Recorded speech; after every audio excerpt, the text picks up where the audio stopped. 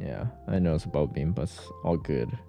I believe this might still KO. Debuffed Shadow Sharpedo.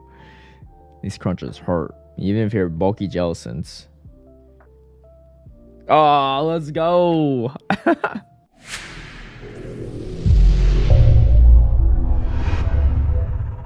Hey everyone, I hope Halloween in April has been treating you well. I recently made a Shadow Drapion, so I was looking for things to pair it up with for Halloween Cup, and one of my patrons, Ziffy, actually recommended Shadow Sharpedo. I'd never made one before, I never played it, but I had one in my stash, so I decided to power it up. And at that point, I was like, you know what? Let's just go triple Shadow. So the team I ended up running was a Shadow Golbat with a Shadow Drapion and a Shadow Sharpedo. Honestly, I was a little skeptical at first, but this team performed really well for me. I had a ton of 5-0s, 4-1s, and a few negative sets here or there, but for the vast majority part, it was definitely worth the investment in Shadow Sharpedo. I would say the Shadow variant of Golbat and Drapion are not necessary, but if you do want to run Sharpedo, you definitely have to run the Shadow variant because it just hits so much harder. If you don't have a Shadow Sharpedo, Umbreon is a solid substitute. You get a lot more bulk for a lot less damage. But if you have a Shadow Sharpedo, might as well invest in it and have some fun with it. Before we get into the battles, a big shout out to all my patrons who've been supporting my content creation. If you would also like to have early access to my strategies and lineups, as well as my various guides on how to use these teams and additional behind the scenes footage, feel free to sign up in the Patreon link down below.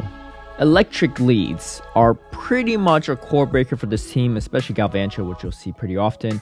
I am swapping to my only counter for it, and my play here is really to wear down the shield so that I can eventually take it out with my backline mons when shields are down. So that's pretty much my only option here. They do come in with the Nidoqueen. The Nidoqueen is fairly solid for the Golbat matchup, so I'll be in an okay spot to farm extra energy. So look, I do get off this extra crunch. They probably won't shield because I'm debuffed, and Nidoqueen just doesn't have a ton of play. So unfortunately, I actually don't have too much farm here to farm off of this Nidoqueen, but we are down onto 1 shields apiece. And again, I just need to drop this Poison Fang, do as much damage as I can, and they do shield. I'm going to no-shield this, just leave it all on the Sharpedo here. So as you can see, despite taking super effective discharges, those neutral waterfalls do a lot of damage. Gets this crunch, and GG. So even against electric leads, you do have some play, but they're definitely a little bit harder. Ice leads, also not great. The Drapion is almost always your safe swap. I would say it always is. I wouldn't say almost always, it actually always is. Mainly because, 1, you can draw the fighters, and 2, you can usually wear them down enough that you have some play, and Sharpedo is just really, really strong with shields in the back end. Essentially, if you have a bad matchup, you just swap out, try to draw a fighter if possible, and then go from there. So my opponent does shield here. I can just match a shield. These resistant powder stones are not really adding up too much damage here, which is quite nice, and they have their own Drapion on the back. Even though Crunch is a little bit better for resistant damage over Poison Fang, you just need a debuff, to be honest, because Shadow Sharpedo really can't tank too much. I'm going to throw this Poison Fang as well, just to wear it down as soon as possible, and then they're going to concede the match right there. Going against my friend House Stark here. Alolan Grimer, or just most Dark Poisons in general, pretty rough for this team. In the lead, you kind of have to swap the Drapion there. He actually swaps to Dragalge first, which is much better for me. Dragalge is a huge pain for this team, and so I'm really glad that I'm able to lock on the Drapion against it, especially grabbing a shield and getting the debuff off. I'm going to shield this just because I don't want the Grimer to be able to farm me down. And this Drapion is going to outpace the Grimer to moves here, so that's quite nice. And we are going to get a debuff, which is also pretty nice too. All right. So, we almost get off another crunch, but that's fine. I do have my Sharpedo here. Getting a waterfall through is huge, because it's going to do a lot of damage. I just need to shield everything, because you really cannot tank much. I'm going to throw this Poison Fang, and then dip out and throw another Poison Fang, really forcing them to potentially throw a move here, or just wing attack down, and yeah, let's wrap it up. So again, Dark Poisons, not great. If they don't swap out first, you definitely want to swap out and try to just build as much of an energy lead as possible. This one is running Aqua Tail, so they do chip me down a little bit. I'm going to just throw these crunches, even though they're resistant. They still start adding up quite a bit. I do live this Power Punch, so there's really no need to shield. You just want to save those shields for that Sharpedo if possible. Honestly, 1 shield for Sharpedo is usually enough because you don't usually live enough fast moves to get the 2. All right, so we have an energy lead here, which is quite nice. They actually come back in with their Drapion, which is interesting. So I'm just going to commit to farming this down because they might have a Mon that's really strong against Golbat in the back, so I don't want them to have energy against me. And I am going to go for the crunch here, and they do shield, but that's fine. I know that they won't get to 2 avalanches in the time it takes me to get a 1 Shadow Ball. And so I am going to swap aggressively to the Golbat and go for the Shadow Ball there. Shadow T-Tar. This is not a fun time for Shadow Golbat. Not a fun time for pretty much any flyer. And I'm going to swap straight away to my Drapion. Sludge Bomb is definitely better, especially for Charmers. And especially because your Sharpedo is very weak to Charmers. Having 2 Charm Checks is much better than only 1. My opponent does double shield there. So they are maintaining alignment here. And yeah, if they are running double charm, I am in trouble. So let's see if that is the case or not. I'm going to farm up a little extra energy because I resist those charms. And maybe I need to throw a Shadow Ball at the T-Tar in the back. But it actually is Primarina. I think that's how you pronounce it. But it is running Waterfall instead of Charm, which is lucky for me. And then now we have the energy saved and able to take out the T-Tar there. All right, Shadow Mawile. And the sun is in my eyes, but you know, that's just kind of how the time of day. I like to go straight for the Shadow Ball here. I either grab a shield or I do a ton of damage, and then I swap to my Drapion. We grab the fighter. This is what we wanted to see. If you don't get the fighter in the lead, you definitely want to swap and draw him out. I don't think I have a single clip here with a fighter in the lead, just because those are really easy matchups. Same thing with Nidoqueen. Golbat beats it, and as long as you maintain alignment with against the fighters, you're fine. All right, so we do take it out there, and they come in with their Mawile. They throw Iron Head. I do shield out of the way, regardless of what it is. And I'm going to shield here, and yeah, farm it all the way down. I'm probably going to go straight for the Poison Fang here, just get a slight debuff, which we get, which is awesome. And then now we just go for the Shadow Ball for the win here. They actually get to a Power Punch first, though. And luckily, Shadow Golbat able to still resist the Power Punch and take it out. All right, another player of culture. We got a Shadow Sharpedo in the lead. So I am going to throw a Poison Fang here and then swap out. It's going to do a ton of damage. So I'm going to have to shield their Poison Fang. And then they take me out with a total of less than 2 charms, it seems like. It was 2 charms, but it did a ton of damage, especially while debuffed. But we get a Charmer out, which is quite nice, and we get a shield there, which is interesting.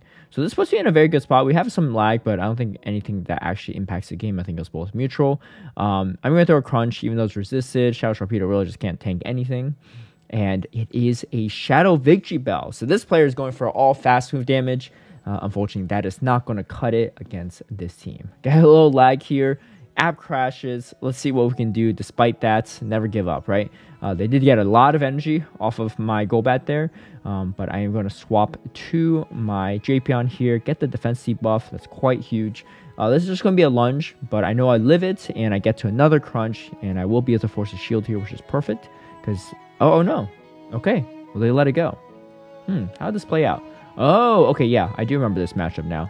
They have an Incineroar. Going for the Snarls. These Snarls are resisted, so it's quite nice. What I really want to do here is wear down the shields so that these waterfalls really start adding up. And let's see how they play this out. So they throw another Flame Charge. I'm going to throw another Sludge Bomb here. Sharpedo has pretty solid matchups here, and I'm going to come straight in here.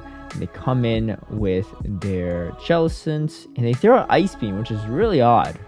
I'm surprised they didn't throw Shadow Ball there. Maybe they have Bubble Beam Ice Beam. I don't know. Typically, they wouldn't even have the Ice Beam if they didn't have the extra farm there. So it would have been win either way. But yeah, Sharpedo able to clean up the back end. All right, Dragalge, like I mentioned before, really tough for this team. Pretty much beats Golbat, and Sharpedo has not great play. It's pretty strong versus Drapion as well, so my whole team is kind of weak to it. But they do swap out here, which is quite nice, and I get a debuff on their Drapion. Unfortunately, I don't really want to double shield this, and they do go for the Sludge Bomb, which is quite nice because a little bit extra energy. Unfortunately, it looks like we're about to CMP here, which means I probably shouldn't have even thrown this move, but it's okay. I'm going to get rid of it so they can't use it for a sack swap later. And let's see what they come in with. They come in with the Dragalge. So I throw Poison Fang. They actually catch the Poison Fang on Nidoqueen, which is quite nice. I am going to Waterfall this down. The Poison Fang actually came in really clutch there on the Nidoqueen, because typically Nidoqueens do get to a Poison Fang, but because of the debuff, it's not the case.